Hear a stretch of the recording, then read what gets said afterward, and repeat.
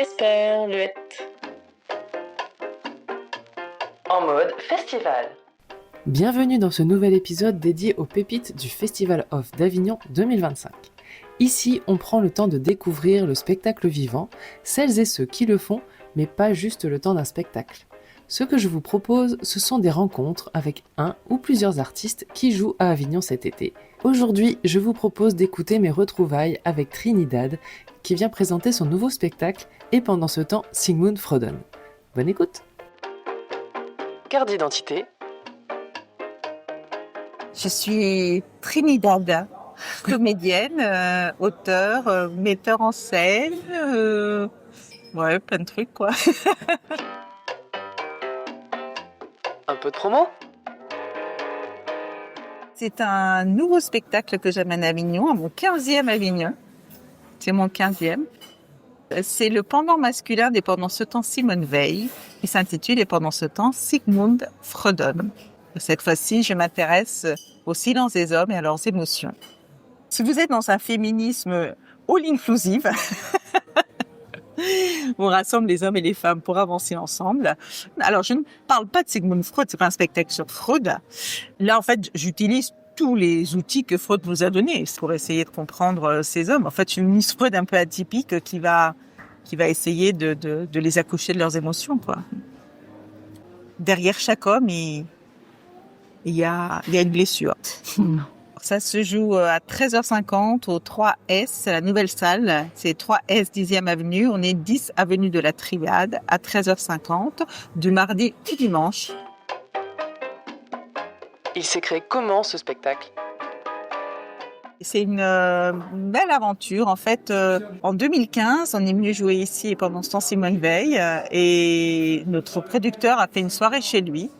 Et il y a un comédien qui faisait partie de la même équipe qui est venu s'asseoir à côté de moi pendant la soirée, qui m'a glissé à l'oreille, il faut que tu fasses la même chose pour les hommes. L'idée m'a plu tout de suite, mais je me suis dit, waouh, comment je fais ? Parce qu'autant Simone, ça avait été simple, j'avais mis 3 femmes sur un banc pendant 1 heure, et donc 3 femmes sur un banc se racontent leur vie. Mais là, je me disais, mais comment je fais parler les hommes ? Et au fur et à mesure du temps, je me suis dit, puisque les hommes d'aujourd'hui, il y en a quand même qui parlent, on va partir d'aujourd'hui. L'idée, c'est qu'en fait, au lieu qu'ils soient 3 lignées comme chez les Simone, ils sont 4, parce que j'ai eu l'idée de mettre un petit jeune. En me disant, peut-être que s'ils doivent protéger un petit jeune, ils vont se livrer un peu plus. Voilà, ça a été mon truc de départ. Et j'ai rajouté donc cette lignée. Ce qui est venu aussi, Sébastien Fouillade qui joue avec moi dans le spectacle. Du coup, je vais citer les comédiens qui sont avec moi. Il y a Sébastien Fouillade, il y a Marin Langlois, il y a Clément Vieux et Patrick Mazet. Et c'est toujours la mise en scène de Gilles Gallio, parce qu'on ne change pas une équipe qui gagne. Donc Sébastien Fouillade, qui était au courant de ce projet, parce qu'on est très amis depuis très longtemps, me dit écoute, moi j'ai lu un bouquin de Guy Corneau qui s'appelle Père manquant, se manquer. Et donc, j'ai plongé dans ce livre qui était extraordinaire parce que Guy Corneau est un des premiers hommes qui a organisé des rencontres d'hommes au Canada. Et il s'est rendu compte que quand les hommes se retrouvaient entre eux et qu'ils avaient un espace de parole, ce dont ils parlaient, c'était la relation au père. Et j'ai eu l'occasion de rencontrer cet homme que je trouvais extraordinaire et que je vous encourage à écouter. Il y a encore plein de vidéos de lui sur YouTube et tout ça. On s'est rencontrés avec Guy Corneau, je lui ai expliqué mon projet, je lui ai dit que je voulais partir de son livre. Il m'a mis en lien aussi avec quelqu'un qui avait organisé les mêmes groupes d'hommes en France pour faire écho à son travail. Et puis malheureusement, Guy est rentré au Canada pour Noël et il est mort. Et ça a été waouh, ça a été un truc un peu violent parce que c'est vraiment un homme, je trouve, qui manque à l'humanité, quoi, qui avait compris beaucoup de choses sur les relations femmes, sur les relations des hommes, sur tout ça. Donc je me suis déjà nourrie de ça et puis après j'ai commencé à parler autour de moi de ce projet. Je me souviens d'une fois, on était à Tarbes et je me retrouve à la fin du spectacle avec 2 hommes et ça a été très émouvant parce que ça m'a inspirée pour le rôle de Jacques. C'est-à-dire que cet homme découvre à la mort de son père que son père a été dans la résistance et très proche de Gaulle. Et cet homme qui l'a obligé à être parachutiste alors que lui, il voulait pas du tout, lui, il avait une âme d'artiste. Ça a été une empreinte très dure, voilà. Et petit à petit, comme ça, j'ai tricoté mon histoire. Et ce qui est ressorti au fur et à mesure des lectures, des rencontres, c'était la notion d'enfermement. Ça, j'avais le sentiment que les hommes sont très durs et qu'on s'enfermer tout seuls dans des situations merdiques et jeter la clé, des fois qu'ils trouvent la sortie.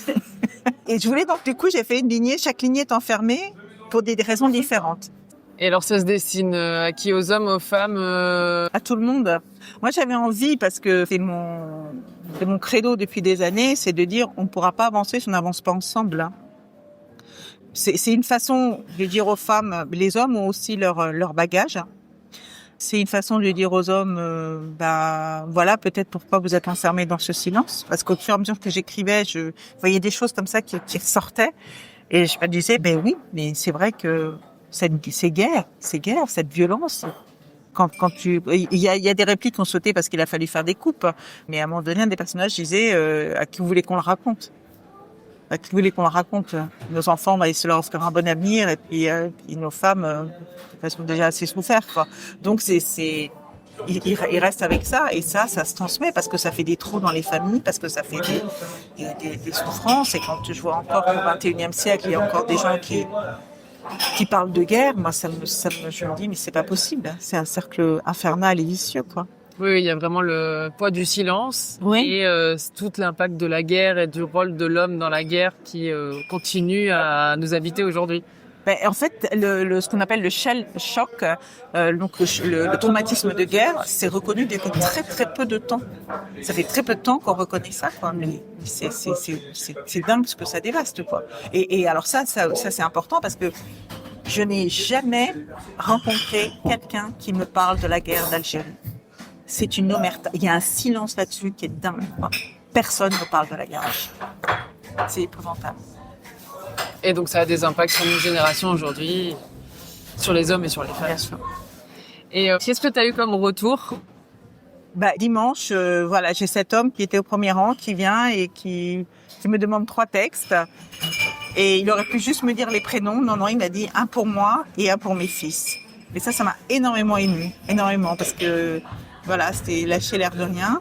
Tout à l'heure, on était ensemble quand cette femme me dit, moi j'ai été fille de militaire, j'ai été battue et vous avez débloqué beaucoup de choses. J'ai compris des choses. Donc c'est des beaux cadeaux, quoi. C'est des beaux cadeaux. On a eu Michel Freud, l'arrière-petite-fille de Freud, qui est venue à la première, qui a écrit un très bel article. Donc voilà, je me sens appellation contrôlée. Et ça, c'est magnifique parce que moi, j'ai fait psycho quand j'avais 18 ans parce que j'avais envie de me sortir de mon histoire. Et je me dis, voilà, Freud m'a sauvé la vie et son arrière-petite-fille m'admire pour mon travail. C'est un beau retour des choses, voilà. Comment tu as envie que les gens ressortent de ce spectacle? Est-ce qu'on rigole? Il y a des chansons? Qu'est-ce que tu as envie que... J'ai envie de faire du bien, en fait, comme toujours. J'ai envie que les gens ressortent comme cette dame, quoi, comme cet homme, tout d'un coup, en se disant, en ouvrant des petites portes, voilà. Moi, mes spectacles, ça a toujours été ça. Je donne des petites clés, et après, libre à chacun d'ouvrir ou pas ouvrir la porte. Mais c'est de dire, chez les hommes aussi, il y a de la souffrance. Chez les hommes aussi, il y a des bagages. Et nous, on a cette force. L'année dernière, j'ai lu un roman que j'ai adoré. C'est La petite fille de Ménie Grégoire. Ça s'appelle L'heure des femmes. Et elle explique à travers 3 histoires. Donc, l'histoire de Ménie Grégoire, un peu romancée. L'histoire d'une jeune femme de l'époque qui se libère grâce à Ménie Grégoire. Et l'histoire d'une jeune femme aujourd'hui qui subit des violences et qui va écrire l'histoire. Et je me suis dit, mais en fait, les femmes, on n'a pas conscience de la chance qu'on a et du pouvoir qu'on a d'avoir des mots. On a cette capacité d'exprimer des émotions, d'exprimer des choses qui sortent de nous. Les hommes, ils refoulent. Et comme je dis, en déconnant au départ, quoi, ça sorte, quoi. Il y a un bouquin aussi qui s'appelle La violence des hommes, ce que coûte la violence à la société. C'est un truc de fou. Mais parce que cette violence, elle est, quand il n'y a pas les mots, on en vient aux mains. Voilà. Et donc, voilà, si je peux apporter à mon petit niveau, voilà, qu'il y ait moins de culpabilité chez les hommes, qui trouvent la voie de passage, quoi, pour parler à leur fils, pour parler à leur père, pour parler, peut-être, si on peut apporter un peu de douceur, quoi. C'est pas mal. C'est pas mal, C'est ambitieux, mais il faut y croire. Trac, ami ou ennemi? C'est plus des émotions, en fait. Il y a des choses qui sont très importantes pour moi que j'ai vraiment envie de faire passer. Et du coup, ça crée des émotions. Ouais. Et t'as un petit rituel avant de monter sur scène? Il y a quelque chose qui se passe Bon, on entre se prend vous? fort les mains. On se prend fort les mains. Ouais. Une reco pendant ce off? J'en ai vu 2 hier sur mon jour de relâche. J'ai vu La raison du plus fou de Franck Mercadal, mis en scène par Grégory Baquet au Buffon. Super. C'est le genre de spectacle où on sort intelligent sans qu'on nous ait pris la tête. Voilà, c'est adoré. Et puis l'après-midi, j'ai vu une amie, Emily Simone aussi, qui joue avec moi, Anne Barbier, dans Il y a de la joie, cabaret déjanté à l'Étincelle. Alors là, c'est un petit bijou. Pendant 1 heure, on est déconnectés, ils sentent bien, les costumes sont magnifiques, réentendre ces chansons qui étaient magnifiquement écrites des années 20-30, et comme ça, un peu sublimées et tout, c'est super, vraiment, on a passé un super moment. Mon avis sur le spectacle. Avec ce spectacle, une nouvelle fois, Trinidad nous offre une création documentée, drôle, joyeuse, qui prône le vivre ensemble. Après le génial et pendant ce temps Simone Veil, cette fois, elle fait parler les hommes. Gros défi, car le silence fait partie de leur fonctionnement intrinsèque. Et si on ne pose pas 2 mots sur les souffrances, sur la violence, l'histoire se répète, et je crois que ça se confirme malheureusement en ce moment.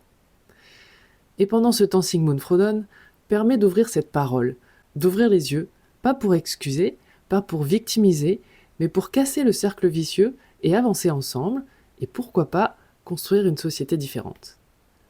Un spectacle à voir qui, à mon avis, devrait faire le tour des collèges et des lycées. Et si vous souhaitez continuer cette réflexion, vous pouvez aller écouter le podcast Ça va faire mal que Trinidad produit avec l'un des acteurs du spectacle, Sébastien Fouillade. Esperluette.